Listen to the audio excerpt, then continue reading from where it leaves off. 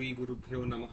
निधाय हृदि विश्वेशं विधाय गुरुवंदनं बालानां सुखबोधाय क्रियते तर्क संग्रह। আমরা গত ক্লাসে দেখেছি লিঙ্গম ত্রিবিধম, এই জায়গাটি লিঙ্গম ত্রিবিধম, এবং সেখানে বলা হলো কি अन्वय व्यतिरेकी केवलान्वयी केवल व्यतिरेकी। আমরা अन्वय व्यतिरेकी দেখেছি, যাকে আমরা লিখছিলাম এইভাবে: A implies B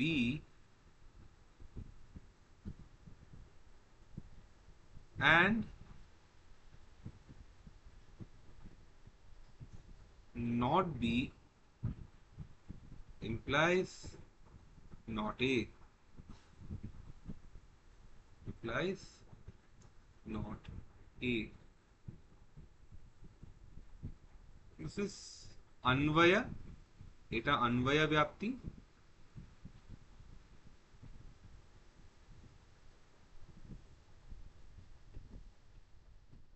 এটা व्यतिरेक व्याप्ति।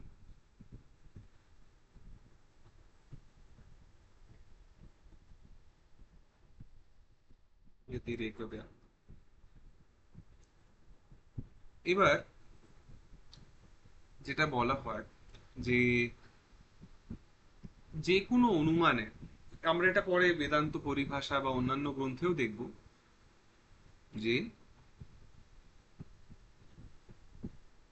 একটি অনুমান বলা হলো, একটি বাক্য, which is a claim that is being made, এবং সেই ক্লেমের ক্ষেত্রে আমরা বলবো যে একটি ছাত্রের সেখানে কি কি expected from a student, what do we expect the student to know. যদি আমি একটা ক্লেম করি which is based on some অনুমানা, তাহলে আমাকে 3-4টি জিনিস বুঝতে হবে। প্রথম হচ্ছে, যদি সেটা পরার্থানুমান হয় ধরা যাক, কারণ গ্রন্থকারের তো নিজের অনুমিতি জ্ঞান হয়েই গেছে, গ্রন্থকার তো আমাকে বলবার জন্য বলছেন, এবার তাহলে তাকে তো অনুমানটা আমার জন্য বলতে হচ্ছে, তাই সেটা পরার্থানুমানই হবে। তো মোটামুটি ধরে নেওয়া যায় যে পঞ্চাবয়ব বাক্যের প্রয়োগ হবে। তাহলে কি কি দরকার হবে? আমাকে প্রথমে আইডেন্টিফাই করতে হবে what is the claim statement, প্রতিজ্ঞা। তারপরে বলতে হবে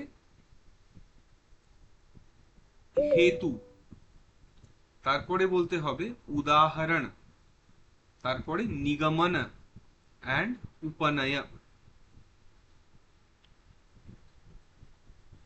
উপনয় নিগমন, সরি, উপনয় অ্যান্ড দেন নিগমন। তো এই 5টি কথা আমরা পাই।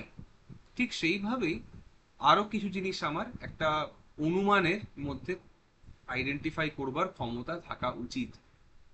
সেটি হচ্ছে সাধ্য কি, সাধক কি, সাধ্যা ভাব কাকে বলবো, সাধকা ভাব কাকে বলবো, পক্ষ কাকে বলবো, এই কটি জিনিস।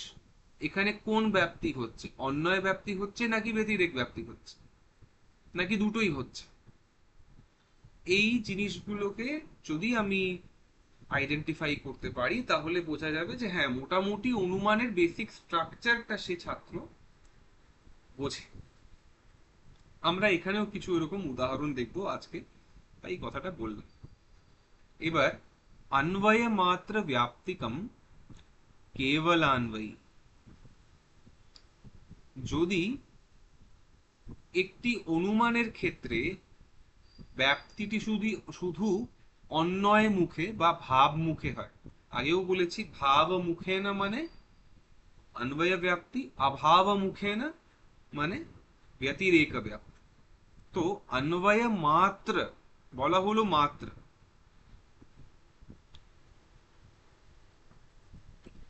এই মাত্র শব্দটা দিয়ে কি হচ্ছে? যদি বলা হতো যদি আমি শব্দটিকে সরিয়ে দিতাম, তাহলে হতো अन्वय व्याप्तिकम केवलान्वयी, যার মধ্যে অন্যয় ব্যাপ্তি আছে, তাহলে তো সেটা অন্বয় ব্যতিরেকী ব্যাপ্তিতেও হবে, কারণ সেখানে তো অন্বয় ব্যাপ্তি আছে। কিন্তু বলা হচ্ছে যেখানে শুধুমাত্র অন্বয় ব্যাপ্তি থাকবে মাত্র, তাহলে সেখানে ব্যতিরেক ব্যাপ্তি থাকবে না। তাহলে কি বলবো? দ্যাট ইজ অন্বয় ব্যতিরেক। তখন বলবো যে ইট ইজ জাস্ট কেবল অন্বয়ী ব্যাপ্তি।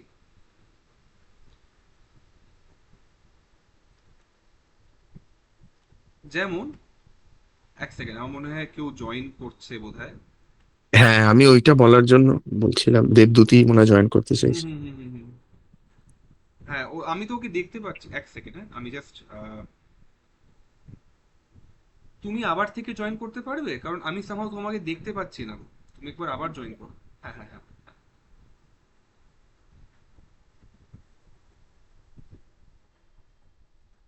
হুম।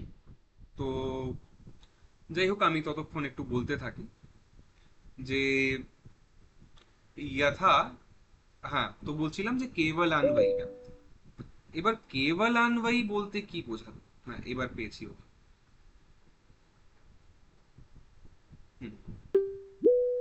তো কেবল আনবয়ী হচ্ছে যেখানে শুধুমাত্র अन्वय मुखेन व्याप्ति বা ভাব মুখেন ব্যাপ্তি। তাই কেবল, কেবল মিন্স অনলি। যেমন यथा, উদাহরণ দিচ্ছেন। তো কেবল তোমার আনবয়ী। সাউন্ড অফ আছে, ও আচ্ছা সঞ্জয় দা। আচ্ছা আচ্ছা। ওহো। হ্যাঁ। তো কেবলান্বয়ী ব্যাপ্তি মানে, সরি, কেবলান্বয়ী, এখানে কিন্তু আমরা কি বলছি এখানে? কেবলান্বয়ী ইজ নট ব্যাপ্তি, কেবলান্বয়ী ইজ কি? লিঙ্গ। এমন লিঙ্গ যেখানে অন্যয় মুখেই শুধু ব্যাপ্তি হবে। তো ব্যাপ্তিকম, দ্যাট which has, এখানে ব্যাপ্তিকম refers to the one with only अन्वय ব্যাপ্তি। তাহলে it is not referring to a definition of अन्वय মাত্র ব্যাপ্তি, it is referring to something which contains only अन्वय ব্যাপ্তি, not ব্যতিরেক ব্যাপ্তি। তাই বলা হলো কেবল अन्वयी। यथा घटोभिधेयः प्रमेयत्वा प्रमेयत्वात् पटवत्। अत्र प्रमेयत्वाभिधेयत्वयोः व्यतिरेकव्याप्तिः नास्ति, सर्वस्यापि प्रमेयत्वात् अभिधेयत्वात् च। আমরা এইটুকু অংশ আগে দেখি। এখান পর্যন্ত আমরা কথা বলছি শুধুমাত্র কেবলান্বয়ী লিঙ্গের। কি বলা হলো?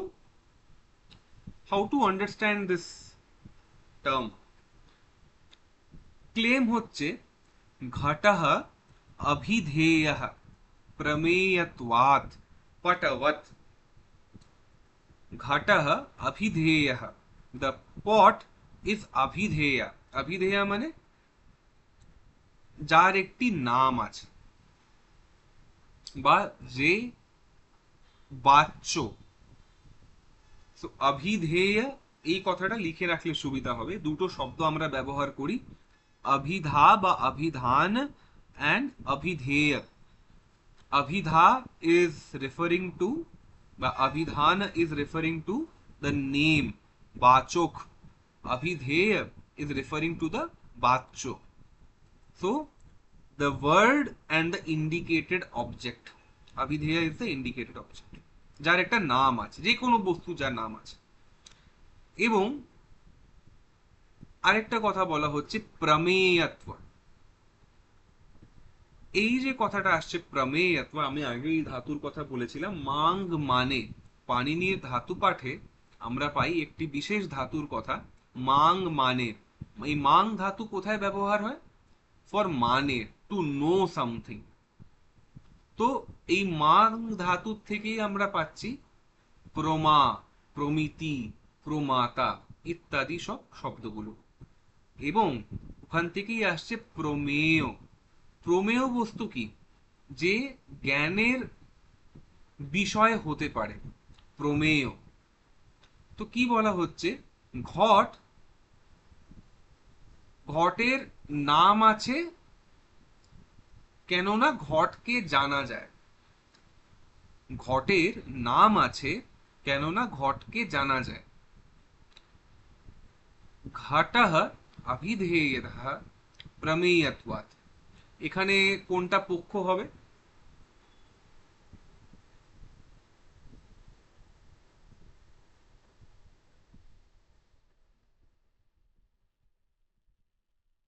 আর কোনটা সাধ্য হবে এবং কোনটা সাধন হবে? এটার একটু বাংলাটা বলবে তাহলে? হুম হুম হুম হুম। ঘটঃ অভিধেয়ঃ, আমি বলছি অভিধেয়কে যার নাম আছে, আমি ক্লেম করছি ঘটের নাম আছে, এবং কারণটি বলছি সে প্রমেয় বা সে জ্ঞানের বস্তু, তাই তার নাম আছে। এটা হচ্ছে এর বাংলা অনুবাদ। ঘট একটি নামযুক্ত বস্তু, তার একটি নাম আছে। তো তো কেউ আমাকে জিজ্ঞেস করবে যে ঘটের নাম কেন আছে, আমি বলবো না, কারণ ঘট জ্ঞানের বস্তু। এই যে এটা বললাম, এবং আমি তবে একটি উদাহরণ দিলাম, পটবৎ, পটের মতো। মানে পট, পটের নাম আছে, পটকে পট বলছি, তার মানে পট নামক যে বস্তুটা, যেটা বেসিক্যালি কতগুলি তন্তু সংযোগের মাধ্যমে তৈরি হয়েছিল, তার একটি নাম আছে পট। সেই পটের নাম আছে কেন? কারণ সেই পটটি জ্ঞানের বস্তু, বা সেই পটটিকে আমি জানতে পারছি। প্রমেয় মানে যেই বস্তুটিকে কোনো না কোনো মাধ্যমে জানা যায়। এবার আমি জিজ্ঞেস করছি এখানে যে এই যে আমরা দেখেছি প্রমেয়ত্বাৎ, এখানে পঞ্চমী বিভক্তি ব্যবহার হচ্ছে সংস্কৃতে। আমার প্রশ্ন হচ্ছে যে কোনটি পক্ষ? পক্ষ মানে যেই জিনিসটাকে নিয়ে আমি একটা ক্লেম করব, তারপরে কি আসছে? সাধ্য বা সেই ক্লেমড প্রপার্টি। হুম। যে X is having property alpha, তারপরে বলবো Y should that happen, then I will give some reason beta. এই জিনিস এখানে। তো আমি জানতে চাইছি এখানে যে সেই স্ট্রাকচারে কোনটা পক্ষ, কোনটা সাধ্য, মানে দ্যাট প্রপার্টি, ডিজায়ার্ড প্রপার্টি। এখানে তো ঘট পক্ষ হবে, আর নাম সাধ্য হবে, হুম। আর ওই জ্ঞানটা হবে ব্যাপ্তি বেসিক্যালি।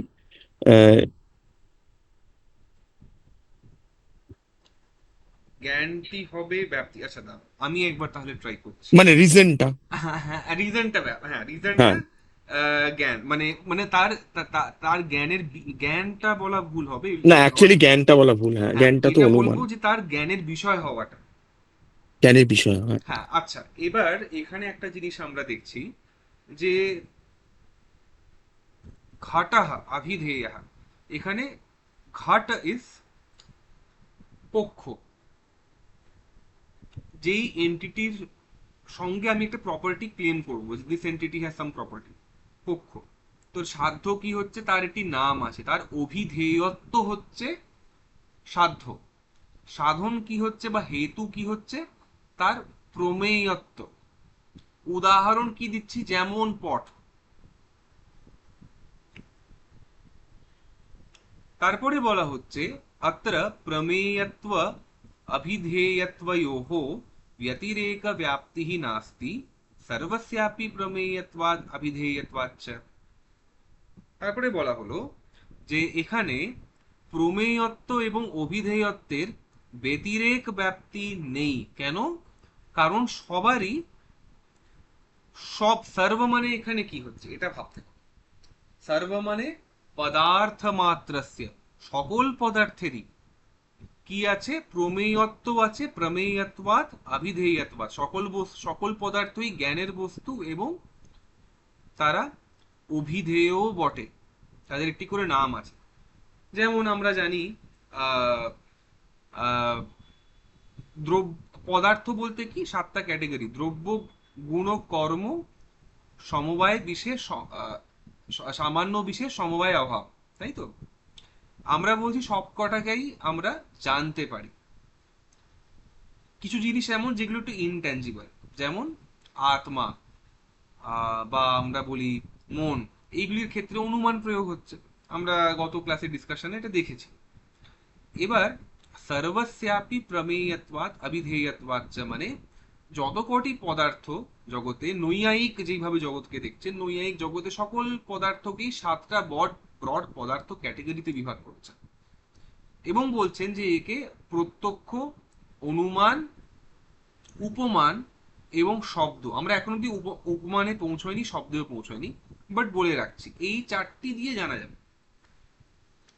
এবং সকল পদার্থেরই কিছু না কিছু নাম হবে এবং তারা জ্ঞানেরও বিষয় হবে, জানা যাবে মানে জ্ঞানের বিষয় হবে। এবার বলা হলো যে আচ্ছা, ঘটাভিধেয় প্রমেয়ত্বাৎ পটবৎ, এখানে ব্যাপ্তি কি হচ্ছে, যত্র যত্র, আমরা যেমন এটাকে এইভাবে দেখছি, একটু এটাকে আমরা একটা অ্যানালজিতে দেখলে সুবিধা হবে। কি বললাম, পর্বত বহ্নিমান ধূমত্বাৎ, এবং ব্যাপ্তি কি ছিল, হেতু ছিল ধূমত্বাৎ, ব্যাপ্তি কি ছিল, যত্র যত্র ধূমঃ তত্র তত্র বহ্নি, তাই তো। এবার এখানে অন্যয় মুখ, এবং সেটা ছিল অন্যয় ব্যাপ্তি। ব্যতিরেক ব্যাপ্তি কি ছিল সেখানে, যত্র অগ্নির নাস্তি তত্র ধূমপি নাস্তি। এখন বলা হচ্ছে যে প্রমেয়ত্বাৎ, হোয়াট ইজ দিস প্রমেয়ত্বাৎ। প্রমেয়ত্বাৎ মানে জ্ঞানের বস্তু হওয়াটা তার হেতু। তাহলে আমার ব্যাপ্তি কি হবে, যত্র যত্র প্রমেয়ত্বম, এটা লিখে রাখলে সুবিধা হবে, যত্র যত্র প্রমেয়ত্বম তত্র তত্র অভিধেয়ত্বম, যেখানে যেখানে প্রমেয়ত্ব আছে সেখানে সেখানেই অভিধেয়ত্ব আছে, আমরা এটা বলবো। বা যেখানে যেখানে জ্ঞানের বিষয় হওয়া আছে সেখানে সেখানে বস্তুর নামটিও আছে, এটাকে বলা হলো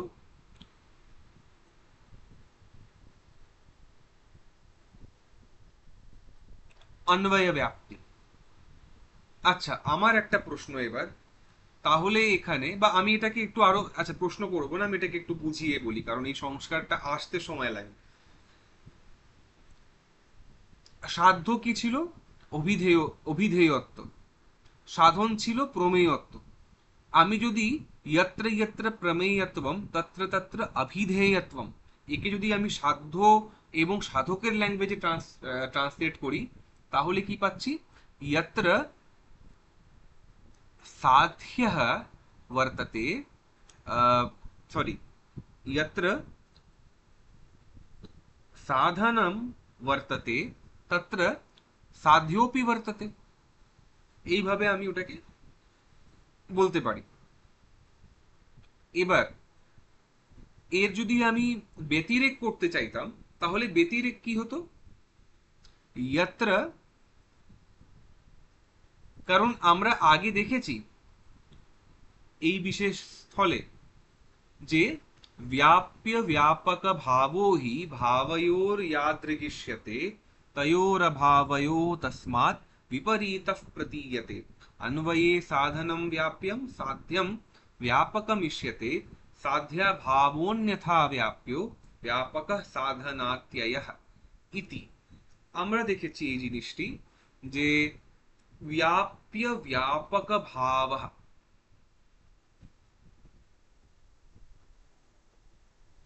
এর ক্ষেত্রে, সরি, আমরা দেখেছি যে অন্যয় ব্যাপ্তিতে সাধন হয় ব্যাপ্য, সাধ্য হয় ব্যাপক। বলবার বক্তব্য কি,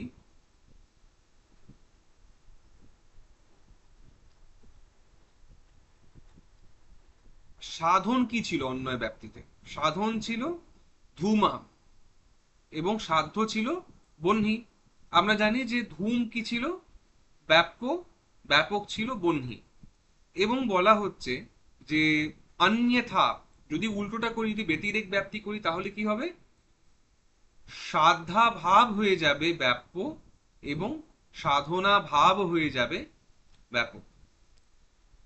আগের রেকর্ডিংটা দেখতে হবে। এবং নব্য ন্যায়ের এটাই সমস্যা যে প্রত্যেক ক্লাসের একবার করে রিভিশন না করলে এই স্থল থেকে আমরা তাহলে ভুলতে থাকবো এবং মানে অনুমানটা আসবে না, এবং অনুমান আয়ত্তে না এলে পরবর্তীকালে বেদান্ত পরিভাষা বা যে কোনো গ্রন্থ পড়া অসম্ভব হয়ে যাবে। তাই আমাদেরকে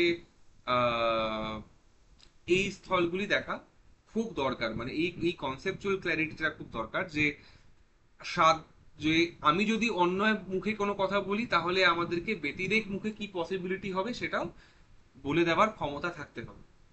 এবার এখানে বলা হচ্ছে যে অন্যয় ব্যাপ্তি আছে ইয়ত্র ইয়ত্র প্রমেয়ত্বম তত্র তত্র অভিধেয়ত্বম, এবং প্রমেয়ত্ব কি হচ্ছে, প্রমেয়ত্ব ইজ, সরি, হ্যাঁ, প্রমেয়ত্ব ইজ সাধনা, সরি সাধক, এবং অভিধেয়, অভিধেয়ত্ব কি হচ্ছে, সাধ্য। আবার বলা হচ্ছে যে এর ব্যতিরেক কি হবে, এর উল্টোটা করতে হবে। উল্টোটা কি হবে, নট এ ইমপ্লাইজ বি, উল্টোটা কনভার্স হয়, not B implies not A, তাই তো। এবার আমি বলবো ইয়ত্র ইয়ত্র অভিধেয়ত্বা ভাবঃ, উল্টোটা করছি, কারণ সাধ্যা ভাব বলতে হবে, ইয়ত্র ইয়ত্র অভিধেয়ত্বা ভাবঃ তত্র তত্র প্রমেয়ত্বা ভাবঃ। কিন্তু আমি জানি, ধরে নি কোনো জায়গায় কোনো বস্তুর অভিধা নেই, ধরে নিচ্ছি অভিধা নেই, তার নাম নেই, তাহলে প্রমেয়ত্ব, না প্রমেয়ত্ব থাকবে, কারণ নব্য নৈয়ায়িক তো বলছেন যে সকল বস্তুকেই জানা যায়। এখানে মনে রাখতে হবে যে বেদান্তের সঙ্গে একটা পার্থক্য, বেদান্ততে বলা হচ্ছে আত্মা জ্ঞানের বিষয় না, আত্মা হচ্ছে অপ্রমেয়। বিষ্ণু সহস্র নামে আসে একটি শব্দ ভগবান বিষ্ণুর জন্য, অপ্রমেয়া, জানা যায় না প্রমাণের মাধ্যমে। কিন্তু আমরা তো বৈদান্তিকদের জগতে এখন বাস করছি না, আমরা নব্য ন্যায়ের জগতে বাস করছি। সেখানে কি বলা হচ্ছে, সেখানে বলা হচ্ছে যে এভরিথিং ইজ নোয়েবল বাই সাম প্রমাণ অর দি আদার। তো বলা হলো যে ব্যতিরেক ব্যাপ্তি তো হলো না, কারণ ব্যতিরেক ব্যাপ্তি কি করে হবে, বেবিচার ঘটে গেল তো, সহচার নিয়ম থাকলো না। আমি বলবো যে অমুক বস্তু যার হয়তো অভিধা নেই, some new element has been discovered যার অভিধা নেই, যদি কেউ এরকমটা বলে, আমি বলবো আচ্ছা এলিমেন্ট ডিসকভার্ড হলো মানে তো এলিমেন্টটাকে জানলে, তার মানে ওর প্রমেয়ত্ব তো আছে। তাহলে ইয়ত্র ইয়ত্র অভিধেয়া ভাবঃ হয়, তত্র তত্র यत्र यत्र अभिधेयत्वा भावः तत्र तत्र प्रमेयत्वा भावः হচ্ছে না, তার মানে ব্যতিরেক ব্যাপ্তি নাস্তি। তা কেন হলো, কারণ সব বস্তুরই কি আছে, প্রমেয়ত্ব আছে, অভিধেয়ত্ব আছে। ইনফ্যাক্ট ব্যতিরেক ব্যাপ্তিতে আমি কি বললাম, ধরে নি অভিধা নেই, জগতে নৈয়ায়িকের জগতে এমন কোনো বস্তুও নেই যার অভিধা নেই। এই বলে যে না অভিধা নেই মানে কি, তুমি তাকে যদি বলো যে না I will call it as this আর ইট, মানে সাম প্রোনাউন, তাহলে প্রোনাউনটাই তার অভিধা, কোনো অসুবিধা নেই। Some labelling you have you end up doing. তো এইটি হচ্ছে কথা, মানে আমি একটা রিল্যাক্সেশন দিয়ে প্রথমে কথাটা বললাম যে অভিধেয়তা ভাব আছে, তাহলেও প্রমেয়তা ভাব দেখানো যাবে না নৈয়ায়িকের জগতে। কিন্তু আরো স্ট্রঙ্গার জিনিস তো নৈয়ায়িকের মডেলেই আছে, সেটা হচ্ছে কোনো বস্তুই এমন নিজের অভিধাও নেই আর প্রমেয়ত্বই নেই। তার মানে ওই সাধ্যা ভাব যখন বলবো, সাধ্যা ভাবের মানে মানে সিনারিওটাই এরাইজ করবে না। এবার আমরা এর টিকায় প্রবেশ করব। কেবল আন্বয়িনো লক্ষণম আহা, अन्वय ইতি। এবার কেবল আন্বয়ী ব্যাপ্তি, সরি কেবল আন্বয়ী লিঙ্গের লক্ষণ বলছেন अन्वय ইতি। তো अन्वय ইতি বলতে अन्वय মাত্র ব্যাপ্তিকম কেবল আন্বয়ী। তো কেবল আন্বয়ী লিঙ্গের লক্ষণ কি হচ্ছে, अन्वय মাত্র ব্যাপ্তিকম, এবং মাত্র শব্দটা দিয়ে কি হলো আমার, अन्वय ব্যতিরেকী ব্যাপ্তিতে অতি ব্যাপ্তির, সরি अन्वय ব্যতিরেকী লিঙ্গে আমার অতি ব্যাপ্তির বারণ হলো। কেবলান্বয়ী সাধকম লিঙ্গম, কেবলান্বয়ী যেই লিঙ্গটি কেবল বা একমাত্র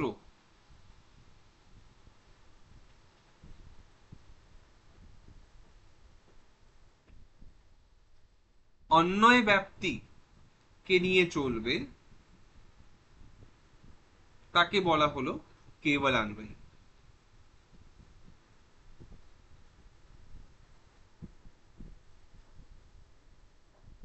তারপরে বলা হচ্ছে अत्यन्ताभाव अप्रतियोगित्वम কেবলান্বয়িত্বম।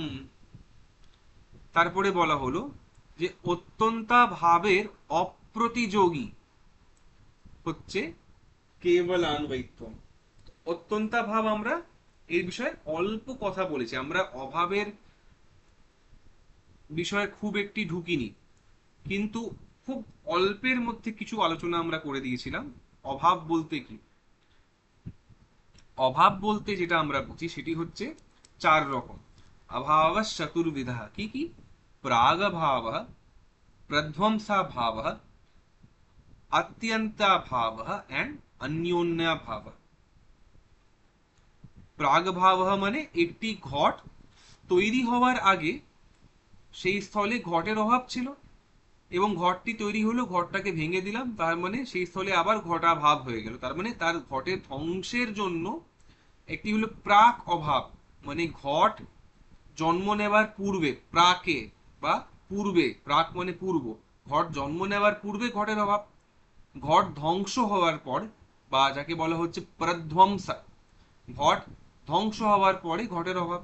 আরেকটা হচ্ছে পটে ঘট নেই, ঘটে পট নেই, তার মানে পটেও আবার ঘটের অভাব আছে, তাকে বলা হচ্ছে অন্যোন্যা ভাব, এক অপরে এক এক দুজনের অভাব। আরেকটা বলা হচ্ছে কোনো কালেই ছিল না, তাকে বলা হচ্ছে অত্যন্তা ভাব, তাকে বলা হচ্ছে অত্যন্তা ভাব।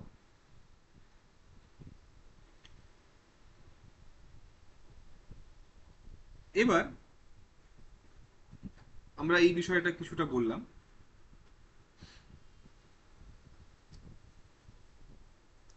তো যখন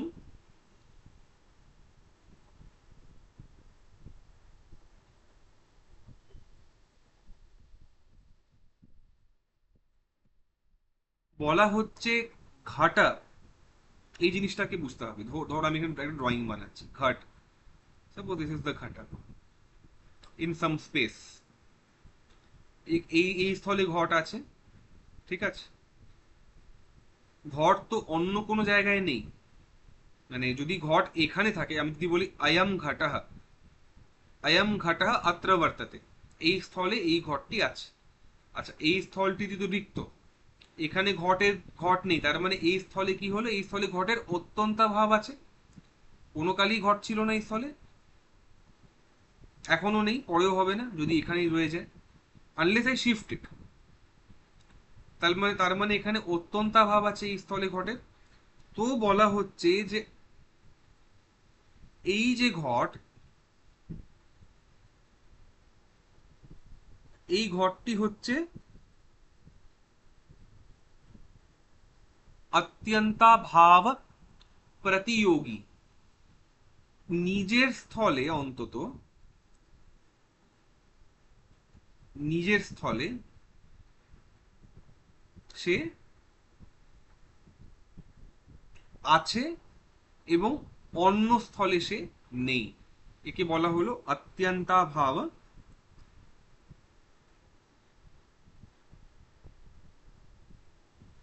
প্রতিযোগী, বা অত্যন্ত অভাবের বিপরীত সত্তা।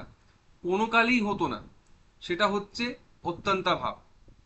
আছে মানে ভাব বস্তু আছে, তাকে বলা হচ্ছে অভাবের প্রতিযোগী বা অপোজিট জিনিসটি। তো ঘটকে কি বলছি, ঘটকে বলছি অত্যন্তা ভাব প্রতিযোগী, ঘটকে বলছি অত্যন্তা ভাব প্রতিযোগী। এবার আমরা যেটা বলছি যে আচ্ছা, ঘট হলো অত্যন্তা ভাব প্রতিযোগী, এখানে কি টার্ম এসেছে? এখানে এসেছে অত্যন্তা ভাব অপ্রতিযোগী কেবলান্বয়িত্বম। এই বাক্যের মানে কি? একটা তো বলা হলো অত্যন্তা ভাব প্রতিযোগী, ঠিক আছে, আরেকটা বলা হলো অত্যন্তা ভাব অপ্রতিযোগী।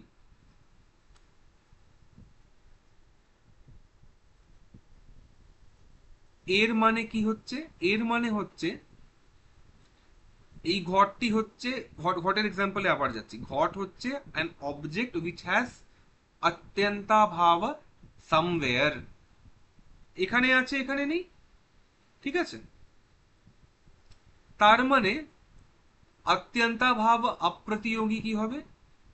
Any object which has which has which doesn't have atyanta bhava anywhere. What is atyanta bhava apratiyogi? Any object which does not have abhava anywhere. It's present everywhere বলা যেতে পারে। রাধে। এবার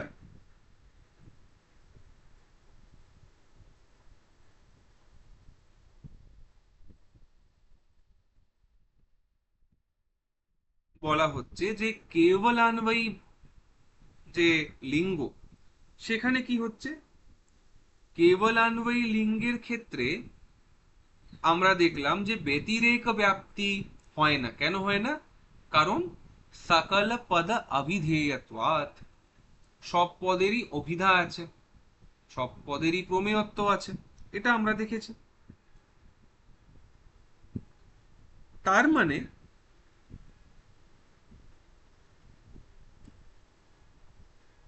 অভিধেয় যে বস্তুটি, অভিধেয় বস্তুটি, বা সরি রাদার অভিধেয়ত্ব নামক যে প্রপার্টিটি, it is present everywhere. Abhidheyatva is present everywhere. If abhidheyatva is present everywhere, তাহলে কি হয়? That means abhidheyatva is atyanta bhava apratiyogi. তাই বলা হলো যে therefore by that property we know that কেবলান্বয়ী লিঙ্গটি হচ্ছে অত্যন্তাভাব অপ্রতিয়োগী। এবার গ্রন্থকার বলছেন কেবলান্বয়িনম উদাহরতি। কেবলান্বয়ীর উদাহরণ কি আগেই দেখে নিয়েছি, যথা যথা ঘটোভিধেয় প্রমেয়ত্বাৎ ইতি। যেমন ঘটটির একটি অভিধা আছে তার জ্ঞানের বিষয় হওয়ার দরুন, এটা বলা। তো এই উদাহরণ আমরা দেখেছি। এবার যে কথাটি বলা হচ্ছে তা হলো ঈশ্বর প্রমা বিষয়ত্বম सर्वपदाभिधेयत्वं च सर्वत्र अस्ति इति व्यतिरेकाभावः। এখন বলা হচ্ছে, আচ্ছা এখানে টিকাতে পাঠান্তর আছে, পাঠান্তরটি কি হচ্ছে আরেকটা কথা যেখানে বলা হয় এই জায়গায় টিকাতে, মানে অন্তত, আচ্ছা আমি আবার দীপিকা দেখছি, তো ওই জন্য একটু আমি সরি, আমি দীপিকাতে ঢুকে গেলাম। একই ব্যাপার, মানে দুটোতে একই জিনিস আছে মোরলেস। তো কেবলান্বয়িনঃ লক্ষণম আহা অন্বয় ইতি। অন্বয়, হ্যাঁ, এটা হলো প্রথম কথা। তো কেবলান্বয়ীর লক্ষণ আমরা দেখে নিয়েছি যে যার শুধু অন্বয় মুখেই ব্যাপ্তি থাকে তাকে বলবো কেবলান্বয়ী লিঙ্গ। তারপরে বলা হলো অন্বয়ে নৈব ব্যাপ্তির ইয়স্মিন স তথা। এটি হচ্ছে সমাসের বিগ্রহ বাক্য। যেমন আমরা বলি পীতাম্বর, পীতাম্বর মানে যার পীত, যিনি পীত অম্বর যার, তিনি পীতাম্বর। তো পীতাম্বর হলো সমস্ত পদ, বাংলা ব্যাকরণ বলছি এখানে। আর বিগ্রহ বাক্য কি হলো সমাসের? যার পীত অম্বর যার, তিনি পীতাম্বর, ঠিক আছে? এবার अन्वयेन एव, only with Anvay the vyapti happens in an entity in which vyapti happens only ever with anvaya, only anvaya vyapti happens. That entity is called as keval anvay, but that linga is called as keval anvay. তো এটা হয়ে গেল কেবল আনবই বা কেবল আনবই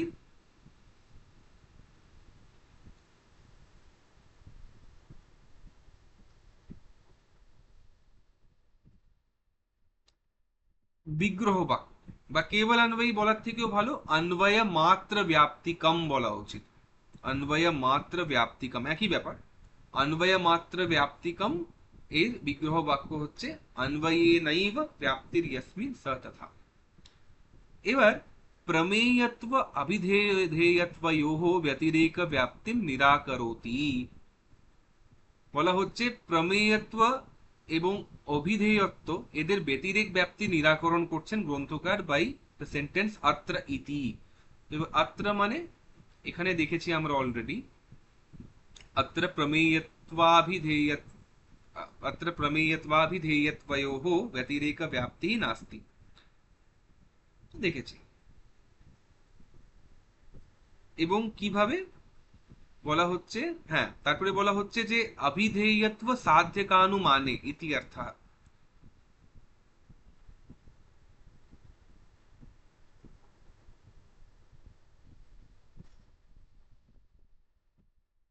যে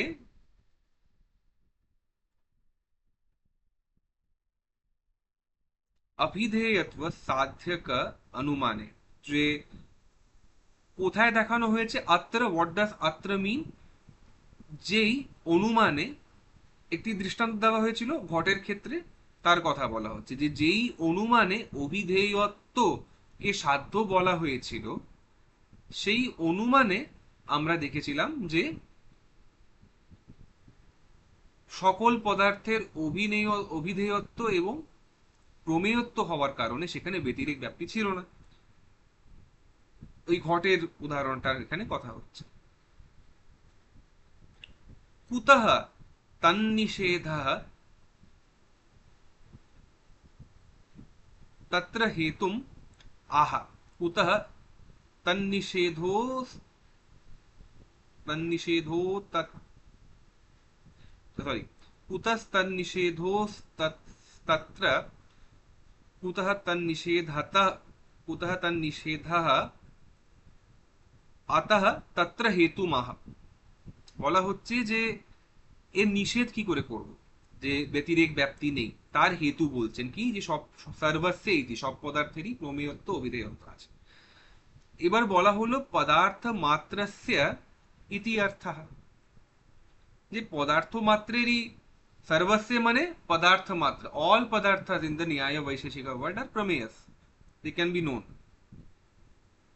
তারপরে বলা হচ্ছে তথাচ, হ্যাঁ তথাচ সকল পদাভিধেয়ত্ব सकल पदाभिधेयत्वस्य ईश्वर प्रमाविषयत्वस्य च अत्यन्ताभावा प्रतियोगित्व रूप केवलान्वयित्वेन तदभावा प्रसिद्ध्या तद्घटित व्यतिरेक व्याप्तिर्न संभवति एव इति भावः। খুবই একটা সুন্দর এখানে দৃষ্টান্ত দেওয়া হয়েছে।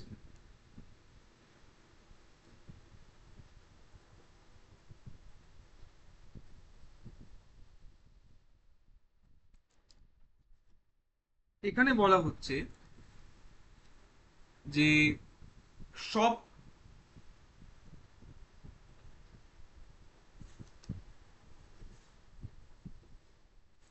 সকল পদার্থ, মানে মানে ওয়াই ডু বি সে যে সকল পদার্থই আর নোয়েবল, কারণ আমি তো নিজের দৈনন্দিন জীবনে দেখছি না যে আমি সব পদার্থ তো জানতে পারছি না। আমি তো কালকে কতটা মিলিমিটার বৃষ্টি হবে জানি না, কালকে সেন্সেক্স কতটা উঠবে বাড়বে আমি জানি না, তাহলে তো সব বিষয় তো আমার প্রমাণ নয়। That is our common common day to day experience. তখন বলা হলো যে না আমি তোমার কথা বলছি, তোমাকে কে বললো? আমি ঈশ্বরের কথাও তো বলতে পারি, যে কারো জন্য তো এটা ঘটতেই পারে, তোমার জন্য তোমার সীমিত জ্ঞানে হচ্ছে না, ঈশ্বরের জন্য হতে পারে। ঈশ্বর সর্বজ্ঞ, ন্যায় বৈশেষিকও সেটাই মানেন। এবং আমরা যখন ন্যায় পরিচয় পড়বো ফণিভূষণ তর্ক বাগীশের, তখন আমরা এই বিষয়গুলো কিছুটা দেখব যে ন্যায় মতে ঈশ্বর হলেন সর্বজ্ঞ, তিনি সবটা জানতে পারেন। তাহলে কি হচ্ছে যে সকল পদাভিধেয়ত্বস্য, সকল পদ তাদের নাম আছে, হতেই পারে। এবার নাম রাখা না রাখা নিয়ে তো ঈশ্বরের সর্বজ্ঞত্ব বা আমার অল্পজ্ঞত্বের কোনো মাথা ব্যথা নেই, কারণ পদার্থ আমি জানি না, but I can give it some label, সেটা লেবেল দিয়ে দিলাম। তারপরে বলা হলো ঈশ্বর প্রমা বিষয়ত্বস্য চ। বলা হলো যে ঠিক আছে, জ্ঞানের বিষয়টা ডিবেটেবল হতে পারে, জীব সবটা নাও জানতে পারে, ঈশ্বর তো সবটা জানে, তাহলে সকল বিষয়ই ঈশ্বরের প্রমা হতে পারে, মানে মানে সকল বিষয়ই ঈশ্বরের প্রমা আছে, ঠিক ঠিক জ্ঞান আছে।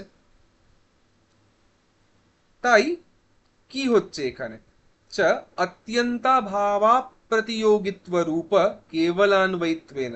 আমরা দেখেছি কেবলান্বয়ী কেমন হচ্ছে, অত্যন্তাভাব অপ্রতিযোগী। এবং একদিক থেকে ভালো হলো যে আমরা আগে দীপিকা দেখে নিলাম, কারণ দীপিকাতে এটা আগেই এসে গেছে, আমরা আগে ডেফিনিশনটা ক্লিয়ার করেছি। হোয়াট ইজ অত্যন্তাভাব অপ্রতিযোগী? অত্যন্তাভাব অপ্রতিযোগী is that which is present everywhere. তাহলে তার কোথাও অত্যন্তাভাব নেই, তাই সে এরকম বলতে পারি না যে object a standing at location x is a প্রতিযোগী, is the direct opposite of its abhava in location y। এটা বলতে পারবো না। যদি object a is available everywhere, তাহলে সেই অবজেক্ট এ কে কি বলবো, অত্যন্তাভাব অপ্রতিযোগী। আমরা দেখে নিয়েছি এই জিনিসটা যে সব পদার্থই অভিধেয়ত্ব আছে, সব পদার্থেরই প্রমেয়ত্ব আছে। তাই আমরা বলতে পারবো যে পদার্থ মাত্রেরই, পদার্থ মাত্রেরই এখানে কি হচ্ছে, সরি এখানে কেবলান্বয়ী লিঙ্গের এখানে কি হচ্ছে, অত্যন্তাভাব প্রতিযোগিত্ব প্রপার্টিটা আছে। কিসের জন্য? ওই অভিধেয়ত্বের জন্য, বা সকল পদার্থের অভিধেয়ত্ব প্রমেয়ত্বের জন্য। কারণ সকল পদার্থ যদি অভিধেয়ত্ব আছে, মানে এমন কোন পদার্থ, মানে বলার বক্তব্য যে এইভাবে দেখি, অভিধা ইজ অবজেক্ট, পদার্থ is location. Let us take that example. অভিধা কোন একটি অবজেক্টের জন্য আছে, পদার্থের জন্য আছে, ধরে নি অন্য পদার্থের জন্য অভিধা নেই, তাহলে কি হচ্ছে, তাহলে অভিধা যেই জায়গায় অভিধা, যেই যেই পদার্থের অভিধা নেই, সেই জায়গায় অভিধার অত্যন্তাভাবের ওখানে অত্যন্তাভাবের প্রতিযোগী হয়ে গেল। কিন্তু আমি তো জানি যে অভিধা বা নাম সকল অবজেক্টের আছে, প্রমেয়ত্ব সকল অবজেক্টে আছে, তাই সেটা ঘটছে না। এই জন্য বলা হলো তদভাবা প্রসিদ্ধিয়া তদ্ঘটিত व्यतिरेक व्याप्ति न संभवति एव इति भाव। तदभाव, तदभाव মানে তস্য অভাব। কস্য অভাব, কার অভাব, সেখানে প্রশ্ন হতে পারে যে অত্যন্তাভাবের অভাব। কস্য অভাব, অত্যন্তাভাবের অভাব সেখানে নেই।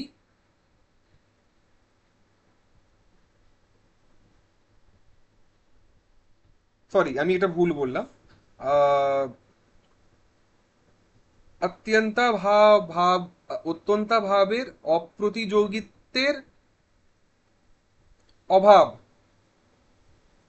সেইটা সেখানে প্রসিদ্ধ নয়, বা সেটা সেখানে হচ্ছে না। অত্যন্তাভাবের প্রতিযোগিত্বের অভাব সেখানে প্রসিদ্ধ নয়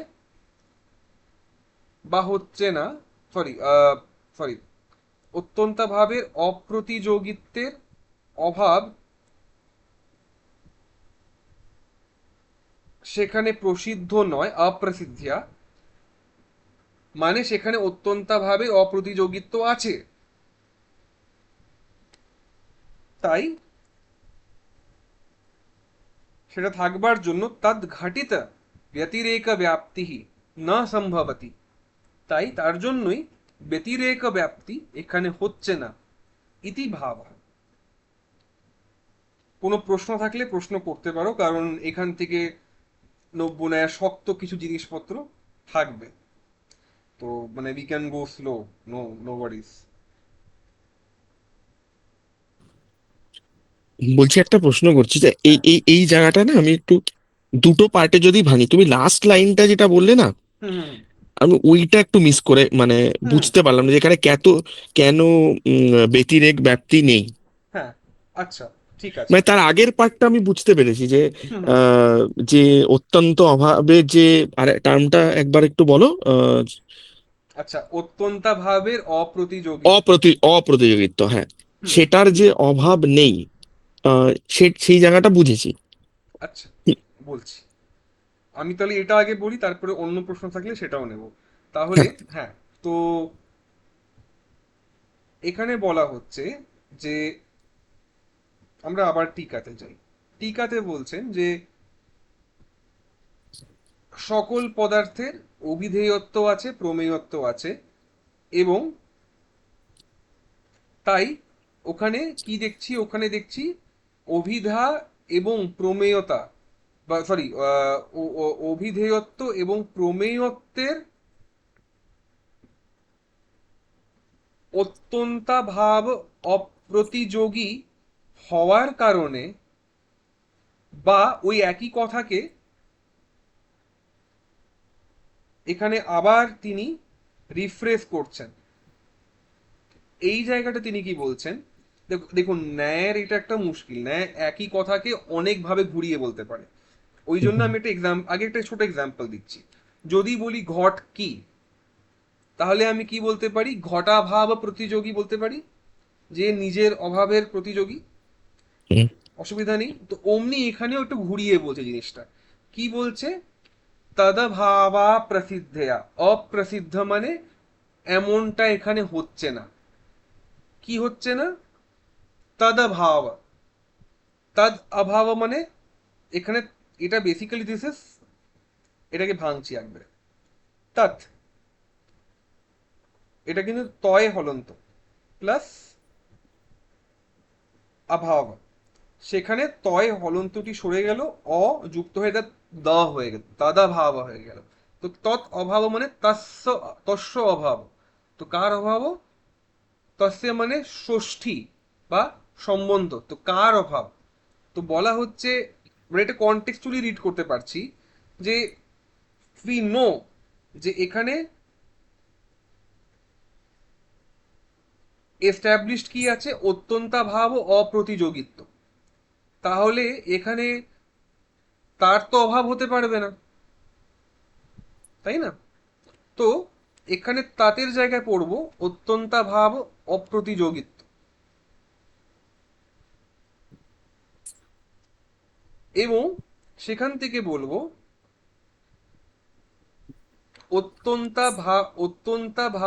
অত্যন্তাভাব অপ্রতিযোগিত্বের হওয়ার কারণে, বা if you take it even back to more first principles, যে প্রমেয়ত্ব এবং অভিধেয়ত্ব সব জায়গায় থাকার কারণে, এবং এমন কোনো জায়গা নেই যেখানে তারা নেই, মানে অত্যন্তাভাব অপ্রতিযোগিত্বের অভাব আছে, মানে অত্যন্তাভাব প্রতিযোগিত্ব আছে। কারেক্ট। এইটা যেহেতু হচ্ছে না, তাই তদ্ঘটিত ব্যতিরেক ব্যাপ্তি না সম্ভবতি। তাই তার জন্য তদ্ঘটিত, সে যদি সেটা হতো, অত্যন্তাভাব অপ্রতিযোগিত্বের অভাব মানে অত্যন্তাভাব প্রতিযোগিত্ব আছে। অত্যন্তাভাব প্রতিযোগিত্ব থাকলে তো ব্যতিরেক ব্যাপ্তি আসতো, কিন্তু যেহেতু ওটা নেই, তাই বলা হলো তদ ঘটিত ব্যতিরেক ব্যাপ্তি ন সম্ভবতি। বা সোজা বাংলায় যদি এটাকে আমি এইভাবে নিই, তাহলে বলবো যে অভিধেয়ত্ব প্রমেয়ত্ব সকল দেশে আছে, মানে sorry, সকল পদার্থেরই আছে। এবার আমরা বলছি যে এমন কোন পদার্থ নেই যার মধ্যে আইদার দুটোই নেই, বা either of them is not there, এরকম কোনো পদার্থ নেই। যদি তা হতো, তাহলে তো আমি ওরকম বানাতাম না, ইয়ত্র ইয়ত্র প্রমেয়ত্বা ভাবঃ তত্র তত্র অভিধেয়ত্বা ভাবঃ, বা ইয়ত্র ইয়ত্র, সরি, অভিধেয়ত্বা ভাবঃ তত্র তত্র প্রমেয়ত্বা ভাবঃ। এটা বানানোর জন্য কি দরকার ছিল, এই অভিধেয়ত্ব বা প্রমেয়ত্বের অত্যন্তা ভাব প্রতিযোগী হওয়া দরকার ছিল। They are in one object but not in the other, but তারা অত্যন্তা ভাব অপ্রতিযোগী হলেন। অপ্রতিযোগী ইজ দ্য, মানে আমরা এটাকে এইভাবে দেখতে পারি যে সেট থিওরিতে যেরকম বলি না যে A and B, suppose they are complementary sets, so complement of B is A, তাই না? Complement of B is A, and complement of A, B is B itself, তাই না? রাইট। ঠিক ওইভাবেই, তো ওইভাবেই বলছি যে ঘটাভাব প্রতিযোগী, তার উল্টোটা হচ্ছে, তার কমপ্লিমেন্ট হচ্ছে ঘটাভাব অপ্রতিযোগী। ঘটাভাব অপ্রতিযোগীর অভাব মানে ঘটাভাব প্রতিযোগিত্ব আবার চলে আসতো। কারেক্ট। তো আমরা বলছি যে তাই জন্যেই এখানে যেহেতু প্রমেয়ত্ব অভিধেয়ত্ব আছে, তাই ঘটাভাব প্রতিযোগিত্ব আছে, ঘটাভাব অপ্রতিযোগিত্ব আছে, তাই ঘটাভাব অপ হ্যাঁ তাই এখানে বলতে পারি যে আহ, ব্যতিরেক ব্যাপ্তি হচ্ছে না, না সম্ভবতি এব ইতি ভাবঃ, বা এটাই হচ্ছে আশয়। এবং এখানে একটা জিনিস আমাদেরকে বুঝতে হবে যে একটা জিনিস মাথায় রাখার, যে আমাদের শাস্ত্রকাররা কোনো কথা বাজে বলার জন্য বলতেন না। মানে এরকম না যে পরীক্ষায় দুটো মানে নম্বর বেশি পাবো বলে তারা দুটো লাইন এক্সট্রা লিখেছেন। তো যখন এই জিনিসটা দেখবো না, ইতি ভাবা, ইতি ভাবা আমার খুবই প্রিয় এবং আমার খুবই শ্রদ্ধেয় অধ্যাপক ডক্টর শ্রীনিধি আমাকে এই বিষয়ে একবার বলেছিলেন যে যদি তুমি কোনোদিন দেখো ইতি ভাবা, এবার ইতি ভাবা মানে বলবে দিস ইজ দ্য মিনিং, খুব খুব সিম্পল এর যদি ট্রান্সলেশন, এটাই ভাব বা এটাই মিনিং বা ইতি ভাবা, তাহলে সব জায়গায় কেন ইতি ভাবা লিখছে না, এখানে কোনো বিশেষ বিশেষ স্থলেই কেন লিখছেন? কারণ ইতি ভাবা মূল যে পোর্শনটাকে রেফার করা হচ্ছিল ব্যাখ্যায়, সেখানে সেই মূল পোর্শনটি হয়তো খুব ক্লিয়ার নয়। মানে যখন আমি এটা বলছিলাম যে সর্বস্যাপি প্রমেয়ত্বাৎ অভিধেয়ত্বাৎ চ, তখন কিন্তু আমি একবারের জন্যেও ওখানে মানে এইটুকু দেখলে কেউ এটা বলবে না যে এখানে ঈশ্বরের কথাটা আসবে, তাই না? মানে এখানে যে আমি পরে এই পূর্বপক্ষ করব যে না, জীব জীব তো সব নাও জানতে পারে, আমার কমন এক্সপিরিয়েন্স, তাই একটা তুমি কি করে বলছো যে প্রমেয়ত্ব আছে সকল পদার্থের, আমি না আমি জানি না, আমার জ্ঞানের বিষয় হচ্ছে না অমুক পদার্থ, তখন তখন বলো না, সৃষ্টিকর্তা তো ঈশ্বর, তিনি সবটাই জানেন, আনাচে ব্রহ্মাণ্ডের আনাচে কানাচে কি গেছে তিনি জানেন। তাই এখানে ঈশ্বর প্রমা বিষয়ত্বস্য এই কথাটি বলা হলো। এইটুকু দিয়ে তো সেটা পরিষ্কার হচ্ছিল না। তাই মূলকারের যে আশয় বা যে পারপোর্টটি, সেটিকে এখানে, যেটা খুব অবভিয়াস নয় এইটুকু পড়ে, যেমন আমরা এতক্ষণ ধরে দেখছি অন্বয় মাত্র ব্যাপ্তিকম, এতবার পদকৃত্য এই মাত্র শব্দটা কেন অতিব্যাপ্তি বারণের জন্য ইউজ হচ্ছে বলেছেন, তারপরে তিনি এই বিষয়ে আর মাথায় ঘামাননি এই পার্টিকুলার মূলের টিকায়, তাই না? কিন্তু যেই জায়গায় তার মনে হয়েছে যে এইটুকু পড়লে সর্বস্যাপি প্রমেয়ত্বাৎ অভিধেয়ত্বাৎ চ পড়লে খুব ক্লিয়ার হবে না যে what is the পূর্ব পক্ষ and what is the response, what is the intended response of the মূলকারা, ততক্ষণ তো তাই তিনি এটা ক্লিয়ার করবার জন্য ইতি ভাবাহ বললেন। খুব স্পষ্ট ছিল না, এখন আমার কাছে একটু এটা স্পষ্ট হলো। তো আমি এই জায়গাতেই এখন থামবো আপাতত, কারণ এরপরে ব্যতিরেক ব্যাপ্তি, কেবল ব্যতিরেকী ব্যাপ্তি আসবে, কিন্তু কোনো প্রশ্ন থাকলে প্রশ্ন আমি নেব। আমার একটা প্রশ্ন আছে। বলো। কি করে পঞ্চাবয়ব দিয়ে প্রমাণ করবে যে ঈশ্বর সর্বজ্ঞ? আচ্ছা, এইটা ভালো প্রশ্ন, এবং এটা দেখো আমাকেও একবার ভাবতে হবে, ঠিক আছে? ঈশ্বরের সর্বজ্ঞত্ব প্রমাণ মানে যদি তুমি অনুমান করতে চাও ঈশ্বরের বিষয়ে, মানে আমাকে ভাবতে হবে, আমি এক্ষুনি কোনো তোমাকে ঠিক ঠিক উত্তর এই বিষয়ে আহ, দিতে পারবো না। আমি একটা তাও চেষ্টা করছি, ঠিক আছে? এটা আচ্ছা দাঁড়াও, মনে পড়ে গেছে, আমি এটা পড়েছিলাম বহু বছর আগে। শোনো, এটার বিষয়ে যেটা উদাহরণ দেওয়া হয়, এবং এটাতেও ফল্ট আছে উদাহরণে কিছু, তাও আমি বলছি। যেটা সাধারণত ঈশ্বরের সর্বজ্ঞত্বের বিষয়ে বলা হয় সেটা হচ্ছে যে ঈশ্বরः সর্বজ্ঞ। ঠিক আছে, তো ঈশ্বর হলো পক্ষ, সর্বজ্ঞ হলো কি, বলো, সাধ্য। সর্বজ্ঞ হলো দাঁড়াও, ঈশ্বর হলো পক্ষ, হ্যাঁ, সর্বজ্ঞ হলো আহ সাধ্য। সাধ্য। এবং বলবো কি, আহ প্রশ্নটা সৃষ্টিকর। হলো যে সাধকটা কি, হ্যাঁ, সাধকটা কি, সাধক। সরি, সাধনটা কি? সাধনটা হচ্ছে সৃষ্টিকর্তৃত্বাৎ, তিনি সৃষ্টিকর্তা। যথা কুম্ভকার, কুমোর যেমন নিজের বানানো ঘটের সবটাই জানে